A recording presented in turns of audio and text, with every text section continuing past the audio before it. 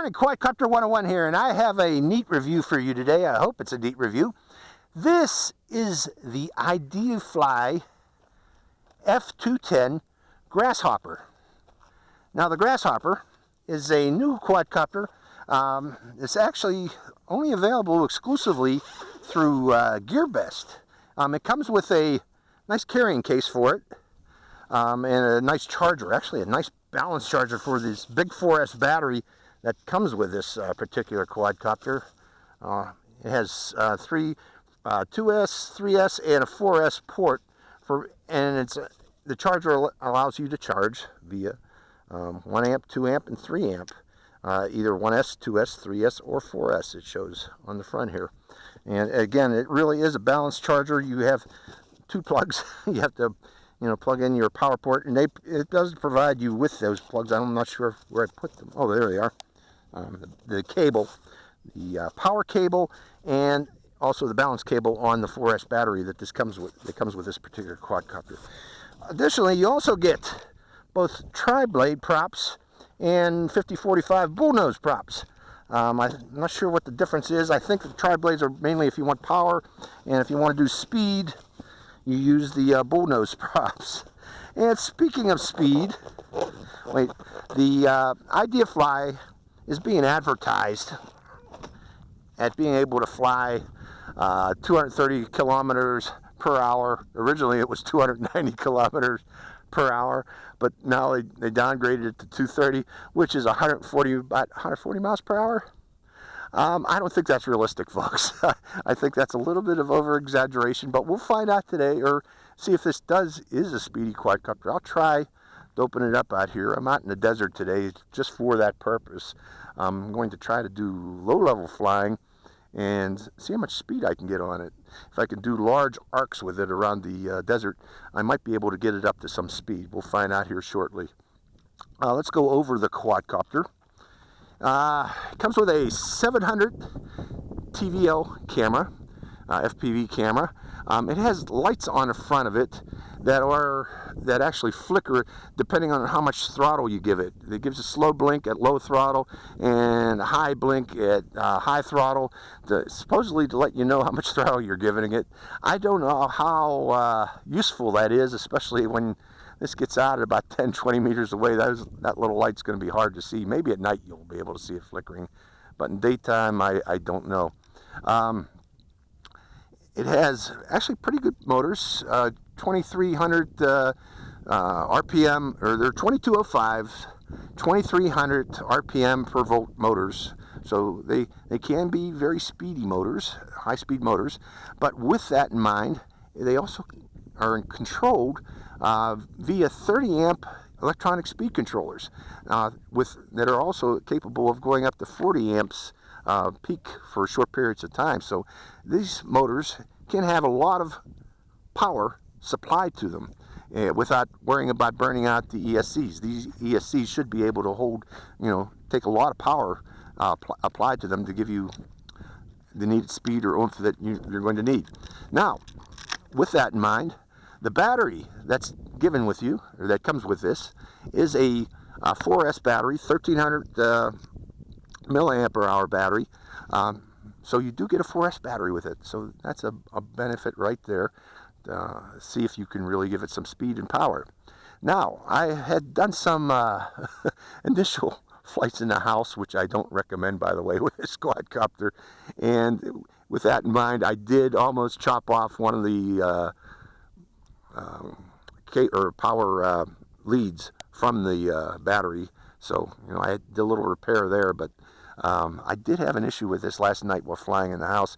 I put it into barometer control, and it just took off into the sky. We'll see how that works today. I'm going to go over the different modes of control that this comes in stock condition, and we'll discuss that here shortly. But let's go back to the quadcopter itself. It comes with a F3 10 degrees of freedom 10 DOF flight control board. Now, what does that mean? That means that this flight control board also includes a compass and a barometer. The compass is if you have OSD, which this does not come with OSD, by the way, you'd be able to see which direction the quadcopter is pointed. But the barometer provides some altitude hold control, and we'll discuss that again here shortly when I go over the controller for this particular quadcopter. It comes with a 40-channel FPV transmitter on the back here. Unfortunately, they give you a little monopole antenna to go with it, so I would recommend replacing this particular antenna, with a circular polarized antenna, especially since it's a racer. You yank and bank, and you really want to have a circular polarized antenna. And again, this is a 200 milliwatt transmitter, so again, I recommend a better antenna, especially if you're flying FPV and you go out, about 200 meters away. You might run into issues with this particular transmitter. Additionally, regarding this particular transmitter, even though it's 40 channels, you can't change them the way it's installed here. They got it wrapped in some sort of rubber insulative blanket, so you can't get in to change the channels on it. So you're going, once you get this, you're probably going to want to remove the top here and remove this rubber blanket around it, and instead use zip ties to hold it in place so you can get some access to being able to change the channels, the frequencies on this. Right now, I forgot what frequency, but I had to set this up at home for my particular receiver.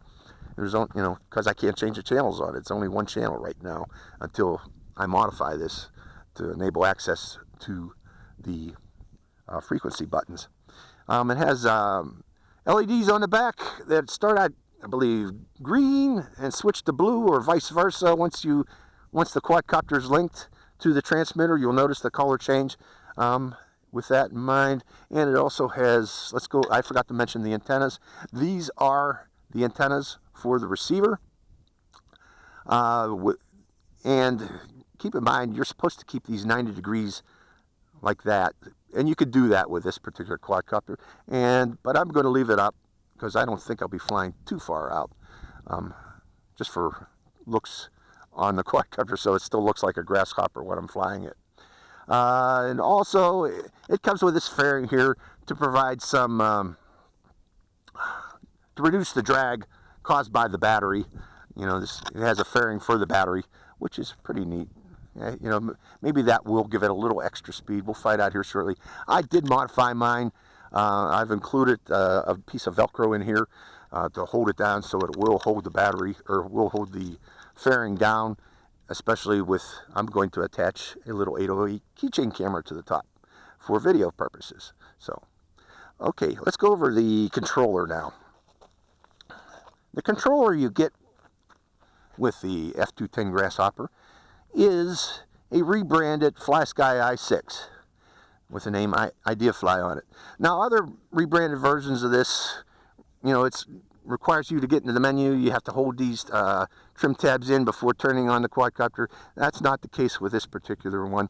You can get into the menus very easily. Just hold down and hit the OK button, and then you can get into the setup menus. With that in mind, I wanted to go over the aux channels that are available with it. Right now, channel 5 and channel 6 are set up to switches A and B, in stock condition. So you're set up right there. Let's go. Also, channel 7 and channel 8 are set up for your rotating dials. Okay. And channel 9 and channel 10 are currently also set up for switches C and switches D. So all these buttons are set up as operational. But I'm breaking out of there now. Only the way this is set up with the Ideafly, I went in with Clean Flight to double check. Only this switch is actually used. Okay, the other switches are not programmed yet for the Ideafly. But you can go into Clean Flight or whatever, and if you want to assign an additional switch for an additional function, you can, because all of these buttons are operational if you need it. But again, I mentioned that only switch B is actually operational. And the way it's set up stock out of the box from Clean Flight, I checked it in Clean Flight, is upper position 1 is angle mode, stabilized angle mode, and that's what I'm going to start out with today. Or center position 2 is barometer with no other setting set to it, which means it is set to acro with barometer control for position 2.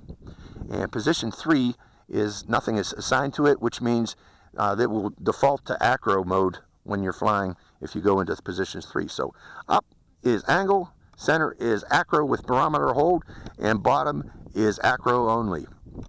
Other things you need to know: to start and arm the motors, you bring the throttle down and to the right, and the motors will enter into idle flight. Okay, it starts out with idle. To stop the motors, you bring the throttle down and to the left. And for what the failsafe is already set, and the way they got the failsafe set up, after about a few seconds after loss of transmission from the transmitter, the quadcopter's motors will go to idle for a few seconds, and then they will shut off. So it's two-step. It's set up for two-step failsafe. So I think that's about it. I can't think of what else to discuss right now. So let's go right into a flight of the Ideafly and see how it operates. Okay, I know I promised you 808 keychain camera attached to this, but going through my box, it appears that I've left it at home. But we'll still fly it anyways without the 808 keychain camera. Okay, let's go through the startup for the Ideafly. To start it up, we got to make sure all switches are up, and they are, and we turn on the transmitter. Now, remember what I told you about I almost cut off this wire? Well, the way this is, this wire is extra long, so you got to be extra careful here to make sure all of your wires are out of range of these blades, because that wire can and will get down there if you're not careful. And if it gets in the way of the blade, that's all she wrote. Okay, for this first flight, I am going to fly it 4 minutes with a timer, and afterwards I'll bring it in close for the last part of its flight. So I'm going to start the timer now, and we're going to take off in angle mode. Angle mode is set up, oh shoot, before I start the motors, let me turn on my receiver, my FPV receiver, and we do have signal, so that is recording. And starting the motors. How do you like that? See, it takes off right away. Okay, let's see how stable it is. Let's see what I mean about don't fly this indoors, because it will take off real easily. But we're checking its stability right now. I hit the ceiling is the problem when I was flying it indoors, folks, so don't do that. Okay, first off, this has got a lot of power. Did I start the Yeah, I did start the timer, didn't I?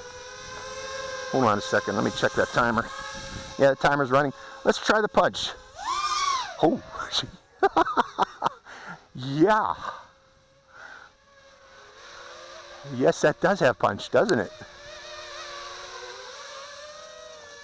Try it again. Holy jeez. Super punchy. And it goes up to super high altitude and in a couple seconds flat. Okay, let's bring it down. That's enough of the punch. Remember what I wanted to do? I wanted to do long range, full forward pitch, if I can get it. High speed flying.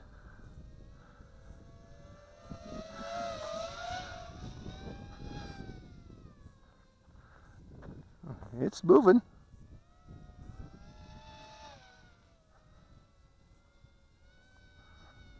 Listen to that thing whine. Let's bring it in closer.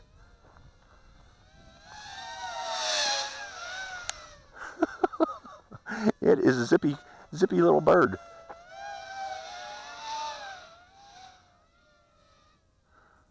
Good flyer.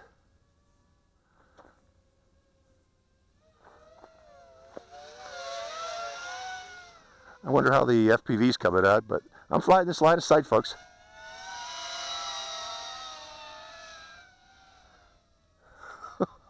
Full forward pitch. It easily stays in the air.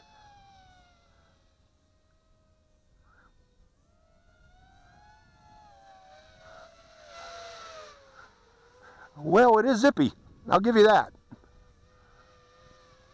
Zippy, zippy, zippy. Bringing it down. Folks are going to see it. Okay, let's go up a little bit higher. I'm going to try switch position 2.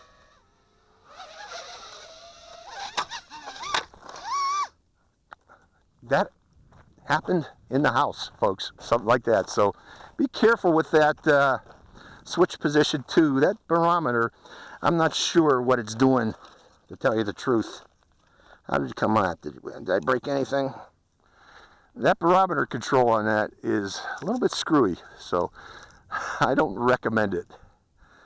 Okay, did I break anything? Doesn't appear to be. How's the motors? Well, I dinged one of the props. How's the rest of the props? The rest of the props seem to be fine, so we'll continue on. But again, that happened indoors when I switched it to altitude hold, or not altitude hold, but the motor control, or the barometer control. That is not quite set up and ready to go, folks. So I recommend you forgo the barometer for the time being. Okay, we got 3 minutes. I will fly it for the remainder of the flight. Let's see if we still can fly. I'll fly for 2 more minutes since we had a little bit of a glitch there. And going back to angle mode and starting the motors, see if they start up. Shut down. The other thing about this antenna, folks, is it can get in the way of the motors, and it did there. See that? So another reason why you really want to get a cloverleaf, to make sure this antenna doesn't flop into the motors or into the blades like it did there. So there's 2 improvements there that it should need. So we're back in the air again. It still flies. So let's bring it in close so you see it. Yeah, that barometer control scares me. There's still some oomph, not as much as the beginning of the flight. Obviously, we've used some of the power up out of the battery. But so with that in mind, let's bring it in.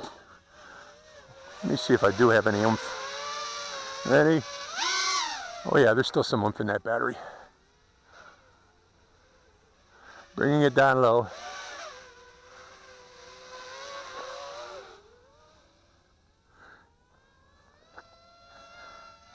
Yeah, it's still flying. Dinged up its prop. I'm going to switch to the bull noses and try them out. I hope the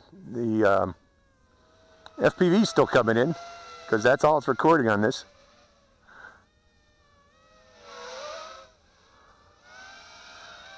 It flies. Now, in the hands of a more capable pilot, I'm sure this thing will really zip.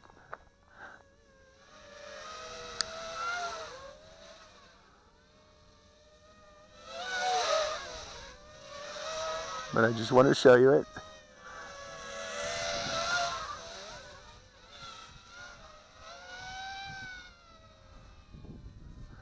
Yeah, I should be getting low on battery here shortly. A little screaming Mimi. The grasshopper. What's troubling you?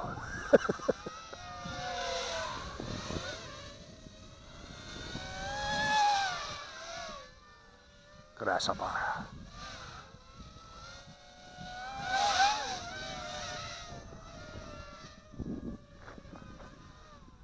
Neat little quadcopter. But again, I recommend going in and foregoing that barometer control. It's just screwy.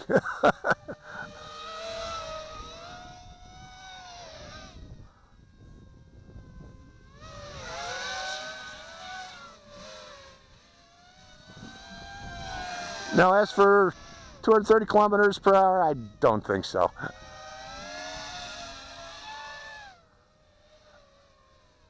I don't think so at all. I'd like somebody to test that claim, but I don't think so.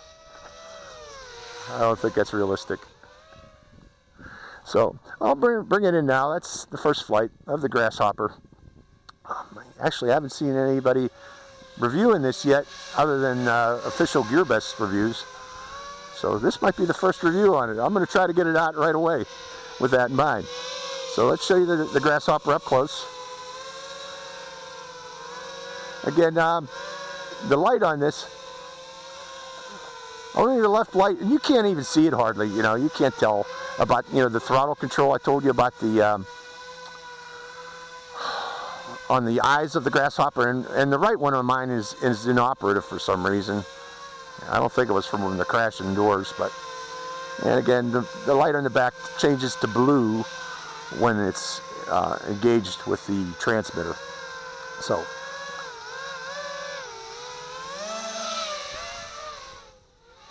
and let's bring her in. That should be enough for that battery. I don't want to kill that battery.